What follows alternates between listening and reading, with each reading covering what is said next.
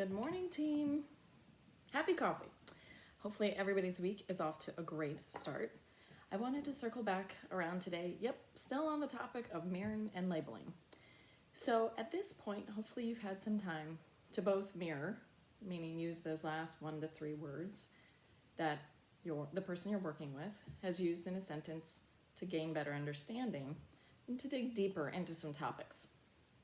Then we're also using labeling.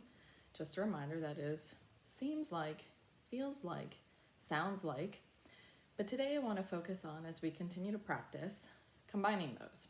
So as we combine mirroring, and you delve in and dig deep, and then you put a label on it, oftentimes that will also help us increase or continue to build the trust in the relationship, because you're definitely listening and you're labeling the situation, sometimes in a very positive way, other times in a way that can help us call out additional information to ensure that our presentation is successful.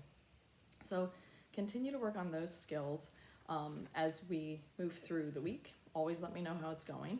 But when we combine those, oftentimes we can get an even better result and, continue to peel back the layers of the onion with our new buyer or customer and really start to get to know them on a different level. So, for example, if we used, sounds like this proposal that we're working through here today is hitting on some topics that maybe you're uneasy with. And the buyer could say, well, it's not making me uneasy, but I've tried this before with your competition and it just hasn't worked. So you could come back and say, tried it before with the competition? Yeah, well, I tried this and they couldn't get the suppliers to support it. And then we had training challenges and yada, yada, yada. And you could come back and say, tried it with the competition or training challenges? So all of this is in an effort to continue to help you better understand what the real issues at hand are. Maybe it isn't that they don't like the proposal or that they don't want to try it, but maybe if they had implementation challenges with the competition previously, we can use the rest of the conversation and help guide them and show them why our methodology or our implementation or our program would be different, and that those obstacles would be removed in advance because of our ways of working versus the competition.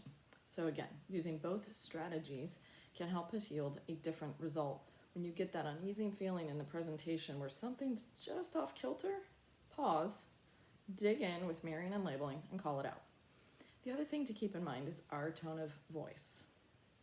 Your voice is an art, especially right now when our customers are limited with their time and their energies. And as we try to move through this current dynamic, and we have video and phone calls in which to communicate. And you might even think about using your phone or a form like this to even communicate with your buyers if there's something you want to convey in a different way than maybe you've tried previously. But as we use our voice as an art form, think about it in this context. For those of you who have kids, maybe your child asks a question and you say, well, that's a good question. Or the difference here would be, well, that's a good question. Clearly you didn't hear, your dad ask you to clean up your room earlier. So those two different types of inflections really change the whole dynamic of how it is interpreted by the other person. So I'm asking that everybody pay very special attention to the tone of voice and the inflections we're using during this very unique time as we're trying to find different ways to communicate. Because again, that tone of voice, if the other side is at all agitated, maybe not even with us, but if they're agitated or distracted or annoyed, our tone of voice, by simply adding the smile to your voice, slowing down, calming down, can help reassure them that we are a trusted partner and we're here to help and find solutions to the problems that they're encountering every day.